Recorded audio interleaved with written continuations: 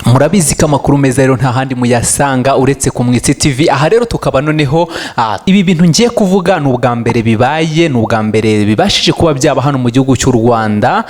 Nibwo bwa mbere tubashije kuba twabona press conference ishobora kuba yabera ahantu nk'aha ngaha. Ubundi twe tumenye mu mahoteli ndetse n'ahandi hantu wenda usanga haba hateguye ku bundi buryo wenda babwihariye ku buryo abantu cyase abafanizi batabasha kuba bahagera, ariko n'ubwa mbere tubonye n'igikorwa nk'iki ngiki abahanzi bibitangaza bakomeye nk'abangaba, igitangaza Bruce Melody ndetse na The Ben Tiger B kuba baza muri press conference ahantu nk'ahangaha ku Karubanda, ahantu nk'ahangaha ku muhanda, bose imbere y'abafanizi babo, bagahura na imbere y'abafanizi babo bagakora ibintu nk'ibi ngibi bidasanzwe. Yewe ibi ni ibintu byari bikenewe, ibi ni ibintu navuga ko bibaye bwa mbere ku nshuro ya mbere mu mateka, ku nshuro ya mbere mu bintu dusanzwe tuzi hano muri entertainment kuri no mihanda. N'ubwa mbere ibintu bibashije kuba byaba igikorwa nk'iki ngiki. Mbere na mbere nshimira n'abantu babashije kuba bagitegura ko iki gikorwa nicyo cya mbere kibaye muri ubu buryo rwose bize mu bwenge,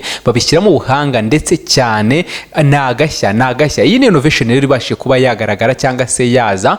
Abantu benshi rero bakomeje kugenda bagaruka ku bijyanye n'imibanire iri hagati ya Bruce Melody ndetse na The Ben, ariko noneho by'umwihariko tutarajya kure, reka turebanze turebe kuri iyi myambarire yabo. Yewe dore abahungu bari bambaye neza kabisa.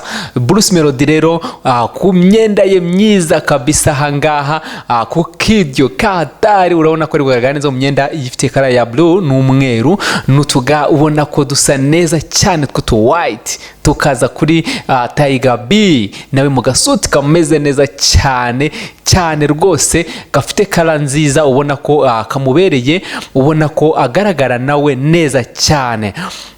Muri comment rero abantu bakomeje kugenda bagaruka ku bintu bigiye bitandukanye, abandi bibaza ati ubundi ari Bruce Melody ndetse na Tiger B ninde ubundi urenze uwundi. Aha rero tubaza kubibona mu bafana. Aha kuntu tugiye kubikora murasanzwe mubizi bitewe n'abafanizi, buri wese bitewe n'uruhande ariho. Abavuga ko wenda abari ku ruhande rwa Bruce Melody bavuga ko Bruce Melody ari we urenze, abana bari ku ruhande rwa Tiger B nabo bakavuga ko kandi ari we urenze. Ariko noneho se kandi tugaruka hano muri izi comment zagiye ziterwa, abantu benshi bagiye bagaruka kuri The Ben ko agira discipline, The Ben ko yambaye neza, The Ben ko ibintu byaba biri ku murongo kandi kabari smart mu byo avuga ndetse no mu byo akora. Ariko noneho twagaruka kuri Bruce Melody igitangaza naho kandi ugasanga nawe uburyo yitwayemo, ubona ko afite confidence nyinshi cyane, ubona ko nawe mbese hafi ye na bounce yiwe rwose, ubona ko nayo ibintu baba bateguye ariko umuteguro mwiza cyane. Wagaruka ku modoka yajemo nazo, imodoka eshatu zose nizo yabashije kuba yazamo, imodoka nziza cyane nazo ubona ko ari imodoka z'amafaranga, zihagaze amafaranga ndetse menshi cyane. Ariko Tiger B nayo ntiyoroshye muri vewiti ye yajemo nayo kandi asa neza. Aha rero kuba bounce ndetse ba Bruce Melody bakaba bari babashije kuba bambaye bo amasuti, ubona ko nabo bambaye neza, ariko by'umwihariko bafite na twa tuntu tujya tubona abashinzwe umutekano ku rwego ruri hejuru cyane. Ututeri tumeze neza cyane, ubona ko nyine bafite ikoranabuhanga cyangwa se itumanaho rigezweho rimeze neza. Ariko noneho twagaruka kuri Tiger B naho mu ruhande rwe ubona ko bambaye amajire, ariko yari yakabije noneho nawe yazanye benshi abashinzwe umutekano be benshi, nyine ukabona ko ababanso bagwiriye, babaye benshi ku buryo nyine ntago bisanzwe bakoze ibintu by'ibitangaza, ibintu navuga ko ari ubwa mbere ku nshuro ya mbere tubashije kubabona bagaragara cyangwa se bitwara muri ubu buryo. Tukaba rero tugiye gukomeza tureba bimwe mu byagiye biranga uno munsi. Hari ibibazo abanyamakuru bagiye babaza bitandukanye, ndetse kandi bakajya basaba kuba byasubizwa ku mpande zombi. Tugiye kureba umuntu ushobora tugiye kureba byibura muri uko bagiye basubiza n'ibibazo bagiye basha gusubiza. Ariko nanabibutsa ko igitaramo bariho bategura, iki gitaramo kizaba ku itariki ya mbere kikazabera kikazabera muri BK Arena, ariho iki gitaramo kizabera ku itariki ya mbere 2026 ubwo n'umwaka utaha ku ntangiriro neza z'umwaka rwose, umwaka ugitangira ukigwamo neza, ubwo ndumva ari kuri Bonane niho bafite igitaramo kirenze kimeze neza, kabe nabwo buryo bari barimo bategura. Aha rero hari abantu benshi, muyoboke yari hari David Bayingana ndetse n'abandi batandukanye twabashije kugenda tubona, kandi na manager wa Bwiza, n'abantu benshi bagiye batandukanye, abanyamakuru nabo batandukanye, abafanizi batandukanye, yewe hari n'abari hejuru muri etage. Ubona ko iyi nyubako nshyashya irimo kubakwa hano imbere yo kwa Makuza, imbere y'ino nyubako n'undi ya Makuza hano imbere ya Car Free Zone hano hagati, urebye muhande rwo hepfo y'umujyi wa Kigali, inyubako irimo kuhazamurwa. Twavuga abafundi, abayeda, abantu bose bari abafani zobonaga hejuru, ahubwo benda kuba banahanuka bitewe n'uburyo kibishimiye bitewe nuko bishimiye Bruce Melody n'ukuntu bishimiye The Ben.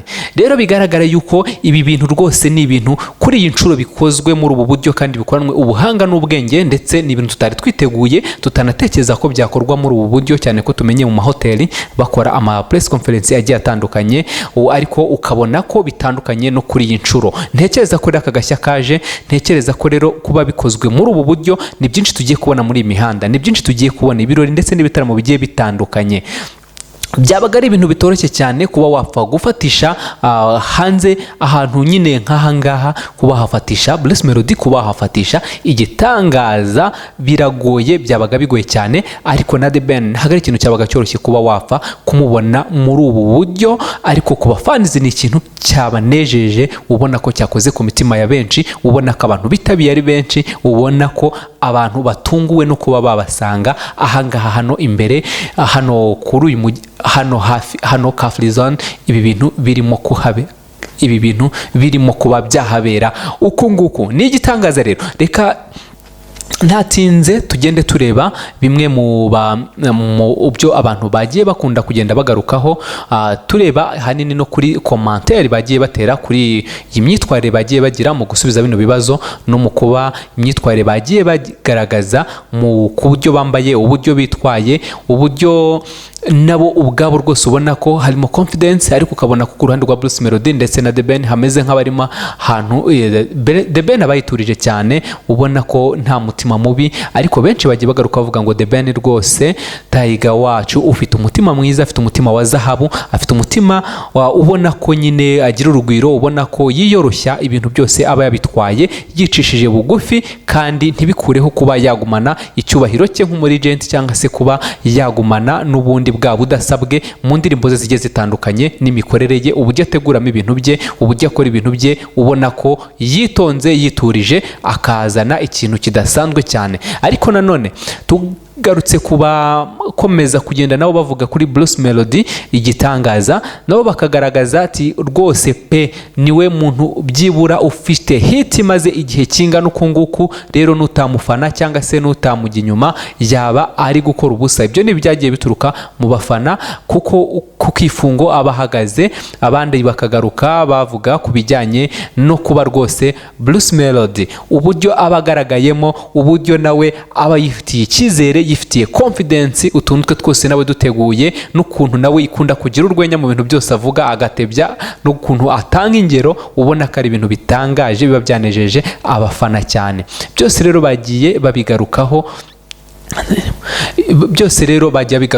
ariko abandi bakanatebya nanone bavuga ngo Bruce Melody igitangaza wacu ngo ibintu ngaba yabihinduye comedy cyane, ngo manza hari abayikanze ari muri Genesis comedy. Ibyo byose ni byagiye bigarukaho n'abafana, ni byagiye bivugwa bigiye bitandukanye. Abandi ati ni best kabisa, n'uwa mbere mu bambere, nta wundi muntu wamucaho.